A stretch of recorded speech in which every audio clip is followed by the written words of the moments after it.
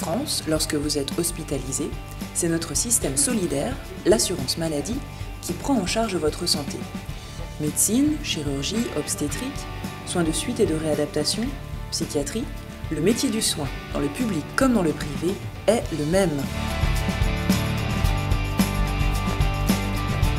On dit toujours que l'hôpital ne fait pas la même chose que les cliniques. C'est parfois vrai, mais de moins en moins. On s'aperçoit notamment que pour ce qui est des hôpitaux généraux et des cliniques, l'âge moyen d'hospitalisation est à un an près le même, 72 ans dans les hôpitaux généraux, 71 ans dans les cliniques. Nous prenons des pathologies psychiatriques chez l'adulte, le même type de pathologie que dans n'importe quel hôpital public. Voilà, monsieur.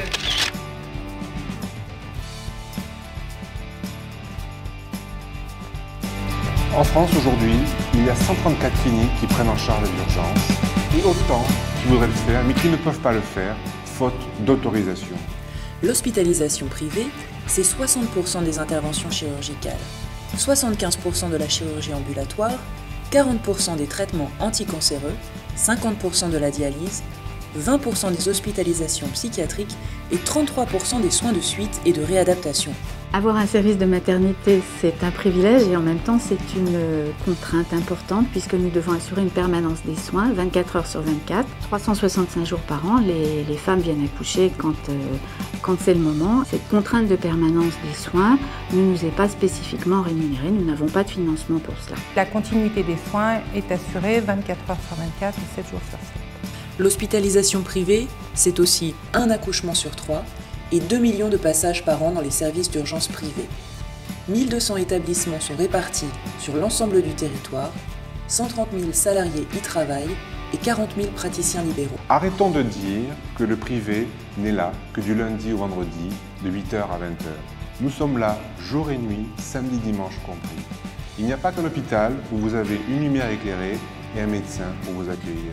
Notre secteur revendique la même prise en charge des urgences et nous voulons continuer à pouvoir assumer cette mission fondamentale de service public.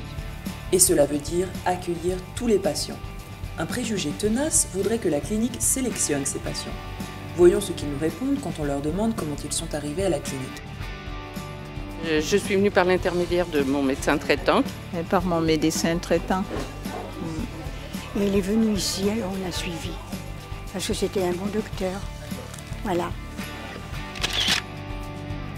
On ne peut pas dire que nous sélectionnons une clientèle riche parce que les riches, il n'y en a pas ici. Et en fait, on reçoit des patients de tous âges, de toute origine, de toute situation sociale. Et c'est ça qui fait toute la richesse de notre travail. Les établissements sanitaires ont les mêmes missions, qu'ils soient publics ou privés. La preuve, c'est que nous avons les mêmes contraintes. Et nous luttons de la même manière sur les infections nosocomiales et nous avons les mêmes règles sur l'hygiène et la sécurité. Tous les 4 ans, les établissements hospitaliers français sont contrôlés par la Haute Autorité en Santé. 62% des cliniques obtiennent une accréditation sans réserve. C'est presque 2 fois plus que dans le secteur public. Nous accueillons chaque année plus de 8 millions de personnes qui font confiance à l'hospitalisation privée. C'est pratiquement un patient hospitalisé sur 2 sur le territoire national.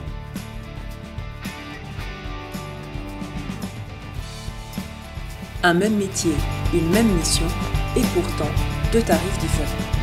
Prenons l'exemple d'un acte fréquent, la pose d'une prothèse de hanche. La clinique est rémunérée, honoraires des médecins inclus, 4 831,03 € par l'assurance maladie. Dans le secteur public, la pose d'une prothèse de hanche coûte 6 176,69 € à la Sécu. Un accouchement dans le public coûte à la sécurité sociale 400 € de plus que dans le privé. Un établissement privé a un tarif de 100 € en soins de suite, un établissement public un tarif de 200 à 300 €. En 2005, la convergence tarifaire entre les secteurs publics et privés est votée à l'Assemblée nationale, prévue pour 2012. Aujourd'hui, il n'est pas question de renoncer à la convergence en 2012.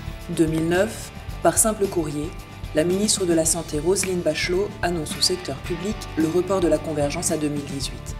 Le secteur privé apprend dans les journaux le report du tarif unique. On ne fera pas l'impasse de la vérité des chiffres. De toute façon, on ira et de toute façon, ça tombera. Plutôt que d'être l'objet d'aumônes, on aimerait mieux que nos tarifs reconnaissent simplement les moyens qu'on met en œuvre, c'est tout. Déficit d'un établissement privé signifie dépôt de bilan. Déficit d'un établissement public signifie appel à l'État, donc à la solidarité nationale. Aujourd'hui, les comptes de la sécurité sociale accusent un déficit de 24 milliards d'euros. La sécurité sociale est un très beau système qui marche bien en plein emploi et qui marche bien si on ne gâche pas l'argent qu'on lui donne. Voilà. Eh bien, tâchons de créer plus d'emplois et tâchons de dynamiser les hôpitaux et les cliniques pour arriver à ce résultat. Et avec ça, on aura le plus beau système du monde, j'en suis convaincu.